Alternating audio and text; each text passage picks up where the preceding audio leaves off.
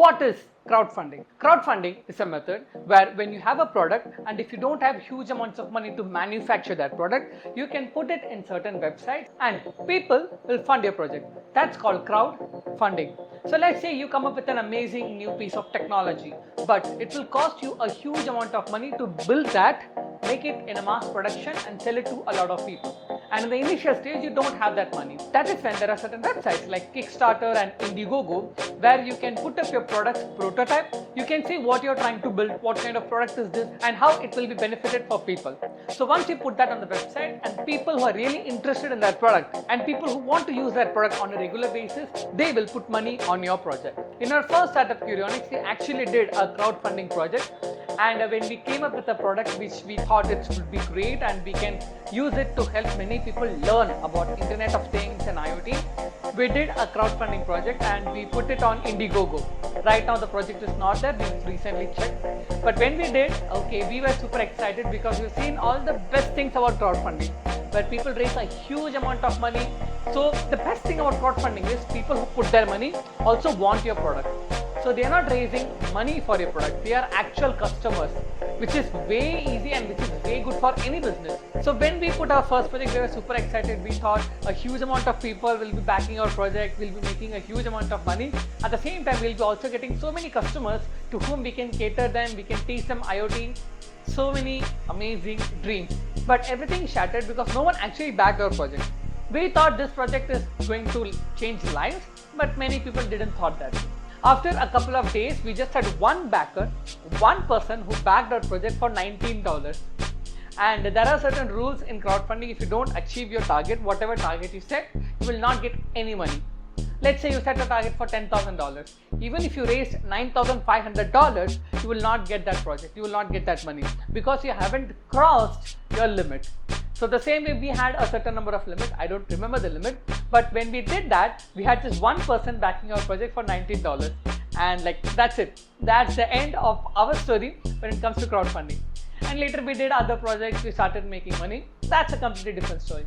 But when it comes to crowdfunding, when we did this, we learned certain things. And in this video, I'm going to tell you the do's and the don'ts of crowdfunding. First, let's talk about the right practices. Number one, build something people want. Always build a product that people really want. It solves people's problem and you have a strong why, as in why your product exists. If you don't really solve a problem of people, they don't care about your product. No matter who you are, what you do, your product should always solve a problem to an audience. If you're not solving a problem through your product is not sellable or your product is not fundable. So make sure you always build something that people actually want and it solves their problem. Number two, build an audience first and then sell it. This is something that we made mistake, but you shouldn't. If you want to make sure you have great sales and you have a huge amount of people lined up to buy a product, you should always build your audience first. So once you build your audience, let's say through social media, through email marketing, and you start showing them your journey before you build it, that creates a huge amount of audience following you. And once you get that huge boost, everything else becomes easier because people will start seeing results that will attract even more people to back your project. That's the best way to actually do crowdfunding. So build your audience first and then go fund your project. Number three, always have small rewards for everyone. Let's say you're building an expensive product. Still, you must have small perks, you must have small rewards for people who want to support your journey. Now, these are people who may not use your product, but they want to fund your project so that your dream comes alive. It can be as small as $5, $10, even though they will not get anything, still people are willing to back your project. No matter what the cost of your product is, always have smaller rewards so that these people are motivated and they want to make your dreams come alive. Now, let's talk about the don'ts of crowdfunding. Number one, higher expectations, lower returns. As I said, in the right practices, if you haven't built your audience first, don't expect huge sales on the first day because people don't know you, people are not waiting for you. So once you put it on any platform, on any crowdfunding platform, you need to actively start promoting it. If you're not promoting, that's a mistake. If people don't know about your product, they cannot fund your product. So don't expect magic on day one if you haven't built your audience. Number two, overpromise, underdeliver. I've seen so many people who overpromise on what they do, especially when it comes to timeline. Let's say if they get their funding right now in a month's time, they will give timeline of within a year or within 6 months.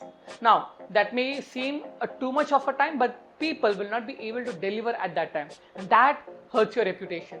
So don't overpromise about the product or about the timeline and then under-deliver.